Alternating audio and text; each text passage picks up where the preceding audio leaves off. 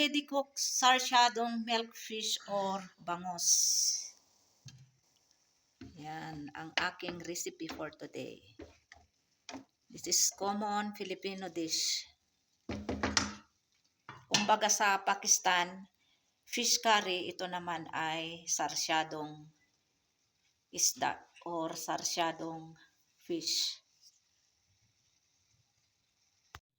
Today I'm going to make Filipino dish. So these are all the ingredients: slices of tomato, salt, 1 egg, onions, garlics, and I have black pepper powder, and I have 3 pieces extra of fried bangos or milkfish yesterday. So I will make sarsyadong isda or sarsyadong fish. You can use any kind of fish, tilapia, galunggong, or whatever available you have.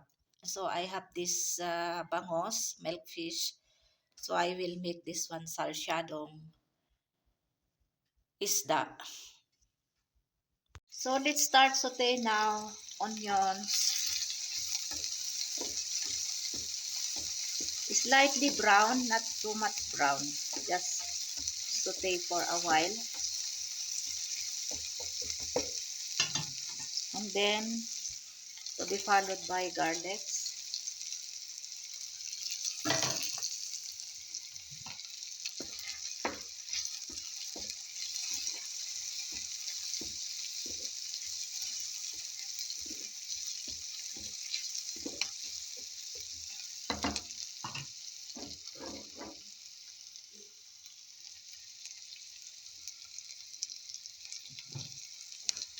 Cooking para maiba naman yung yung lasa.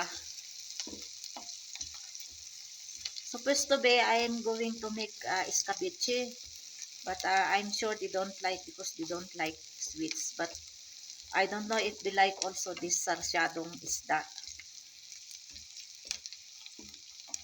because there is no spicy for this one. But my husband, he like this paksiw. He like also chop suey. So I'm sure he like also this one.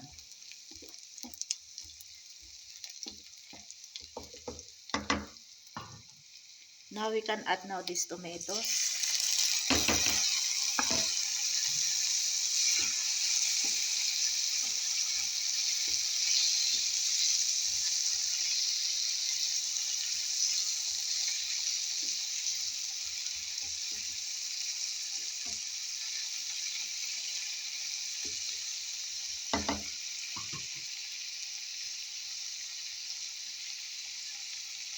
Now we have to cover it.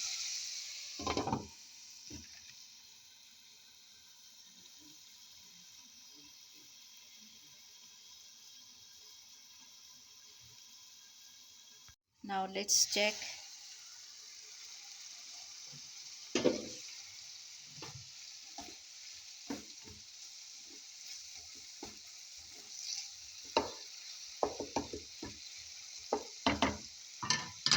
Now we can add little bit water, enough gravy for this dish, sarsyadong bangos.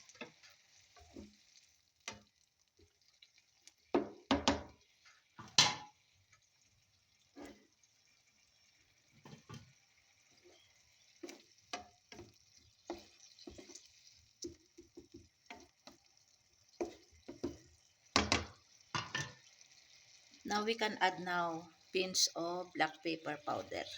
Ayan, black pepper powder. Ito yung black pepper ng Pakistan. Little bit. And then salt.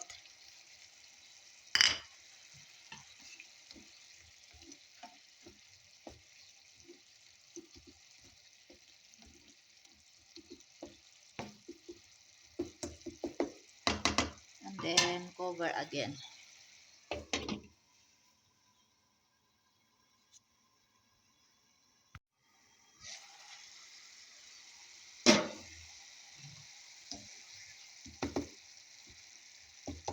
Must be tomatoes become paste. Yun bang madurog siya. Yung kamatis.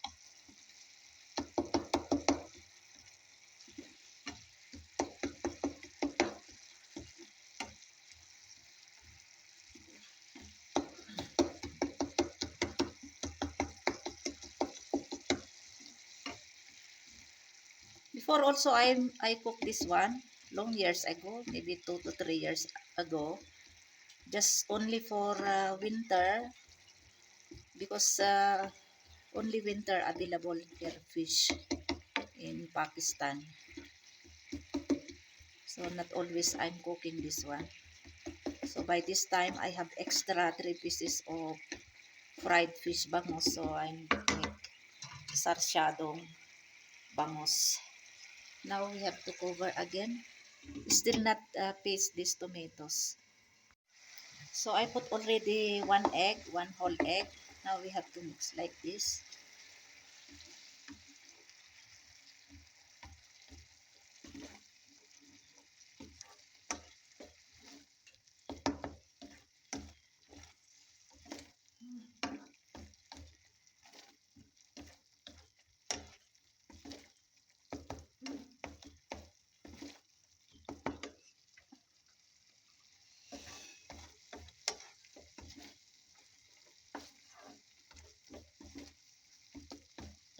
I think gravy is not enough.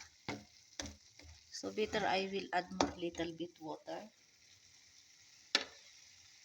Ayan, dagdagan natin konti.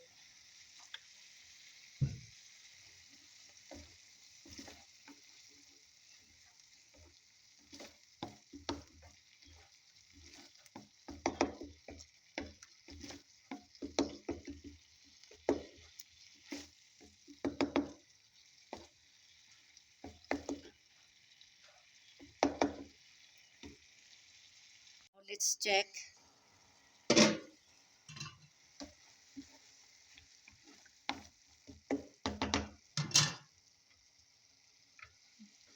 Now we'll put now this fried milkfish or bangus. Sarsyadong milkfish or bangus.